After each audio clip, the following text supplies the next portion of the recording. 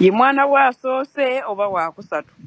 Kometi ngao Queen Warrior. Ye mwana wa soose oba wa kusatu aba wa kusatu kendeza akajanja. Ate wegendeza abavuka be Dubai. Akufunisa olubuto n'akutika n'akuzze Uganda n'akuba obuyambi emyezi egisooka ovamu ne yeekyanga. Mukwano kendeza akajanja sijja kusabula kubanga waliwo nkyazize ku peegi ebiseera biri ebikadde. Lwakuba neewagguula naye weekendeza akajanja. Kuba kimanyi olinayo abaana babiri. Mpozi n'ekirala. Pozi n'olubuto nga olufunye olwagala ziri ebbiri zibasooka ofuna bakakabukasi. Era nange abaana abawala. Buli omu agumye munne. Buli omu agumye munne. Kuba mulimu bye ndaba nga sisobola. Kati lwa wiiki emu tandise ddula lwa wiiki bbiri. Olwo lunaayitako emyezi 8. Totukunamire bukunamizi. Olowooza twakalaba ab'embuto. Ye mwana wa soose oba wa kusatu. Kometi ngao. Kati mazima Saalo oyogera ki ku Queen Warrior nga gwe Saalo ina abaana babiri naye wano social media ogamba nga atazaalangako. Bannange muleke okumala ku mwana emirembe. Oba omwana wa kutaano omwana yenna abazze mu bulamu n'oba wazaala abaana 10 buli ajja omwaniriza otijja naye kubanga oba tumanyi ky'ositudde mu lubuto bangi banoonya enzaalo tebaziraba. Kati siraba Saala lwaki obuuza Queen Warrior mbu mwana wa kusatu yasoose mbulekera wakajanja oli ajanjasa lubuto lwe asitudde lwa jjajjaawo lwa muganda wo ye bamusuula we Dubai pozi mu wakikakyo nti agenda bamenya mu kika oba banange ebintu bino mubijjeemu feeling Saala. Queen Warrior omusajja ne wamusuulawo si wakikakyo nti agenda kubajjuliza mu kika abaana nga temulina gye mubateeka okitegedde so mulekazi tule baana be. Sarafina mukwano kankunyambeko kinaadengezako kugamba nti govuna olubuto n'ozaala n'olugamba Yisa simenya Yisa abiye tagenda kuyayaana nnyo ate biki kulw'ensonga nti wazaalazaala dda si kipya nono kinabadde mugamba tatijja nti yazaalazaala dda naye ogenze kusiriwala mbu biki buli mwana yemu abazaala abaana batalinaako pulani buli mwana ajja n'omukisa gukakana ngoze ku kyoyokoleredde baana byebyo byakyangaanya okuzaala nga mbuna n'omwana abaana babiri kitaawe naye ebisitera nnyo kwogera bya famire ani abanzaalamu kale oyinza okumbulira yabanzaalamu mukwano simala gazaala bye singa nazaala dda naye simala gakola loosi olwedde ndi loosi g'oli loosi ate nzaale loosi ndi musiru neetegereza muganda wange ani gwe nzaala mwaza bazinza n'okumala okwegatta n'emmira empeke nga ndaba ono muwawa ate nange ndi musiru no mukwano nze sipika yange tezaalangako sikitangamu omwana gwe nkulabikiddemu okuba n'amakudde nga g'oyina bwe tunuulira ebikugunyu by'oyina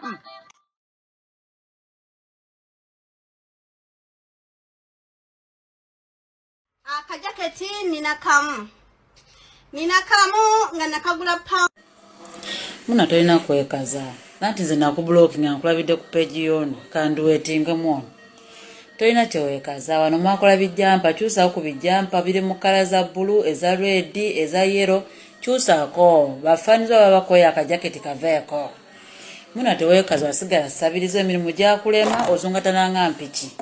kitegedde obanga zino simanyi zino eza draft simanyi bayita batya buno omuntu webakola bati babita batya obeera ng'omuntu wemumwanyi webakola wekaza omanye empiki yekaza kasita edduka wansi egira nadda paka eri kitegedde yeggwe buli peegi oyitaako ennamba yo osabiriza busabiriza emirimu gyakulema bw'ojjamu embuto za bbaawo ozungatana buzungatani tolina kyogamba nse banne baba bagambye okoleka bagambeko n'obulega bwogwa tebukunyumira olingera taleeze mwakakana keekaza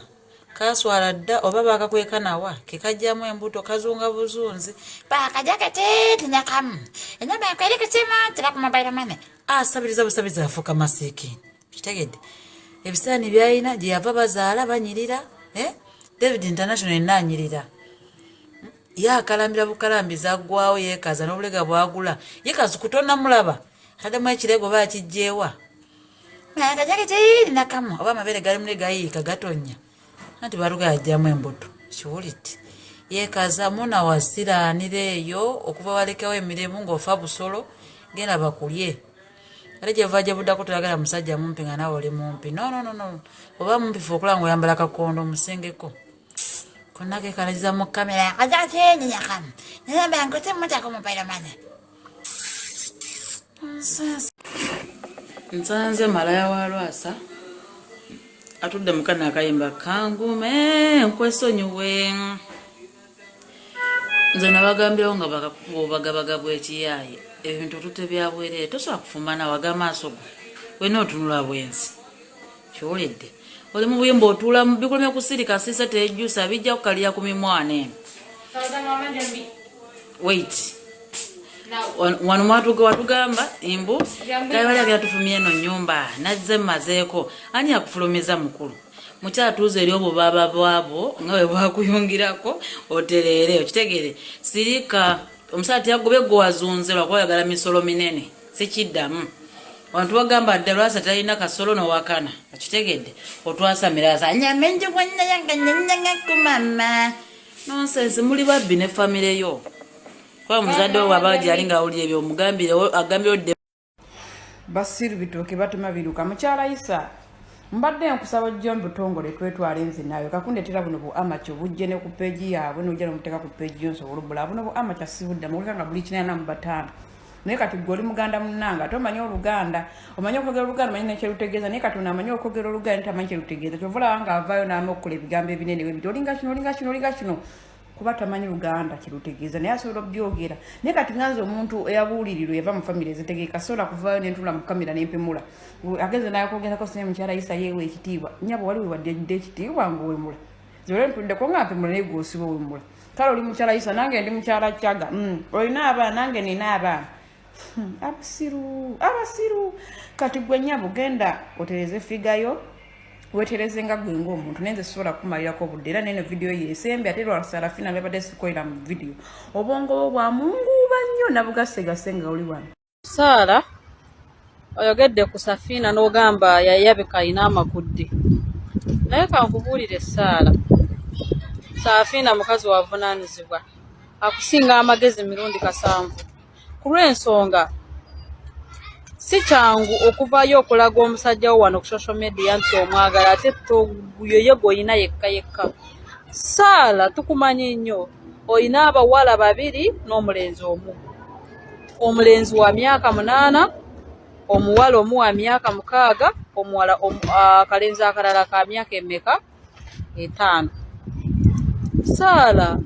oyagala kweraga nti tozaalangako Sara wazaala dda Sara ne feesi ye eraga emyaka gikulaga buli kimu kikuwuba Sara bambi muganda wange teweegaananga abaana boozadde maama Safina gwoliko abaana baba weese ekitiibwa buli wamu Safina buli omu amuwa ekitiibwa because ye mukyala Isa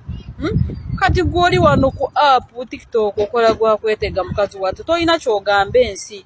lwaki ddala mazima wallahi Sara weegaana abaana bo be wazaala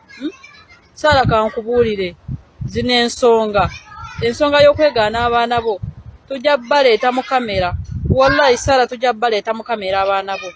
Sara oli awo amakudde gakuyimirira ddala wano ne bw'oba oyogera galabika nti oli mukazi mukadde kiki ekikwasama ennyo ddala Safina mukazi wavunaanyizibwa Safina teyeegaanangako omwami we Safina teyeegaanangako famire ye Safina yeewa ekitiibwa togenda mulaba mu kamera nga yeetega gwe bye weetega oli awo tolina kyotugamba olaga bufiga kyoba olaga ensi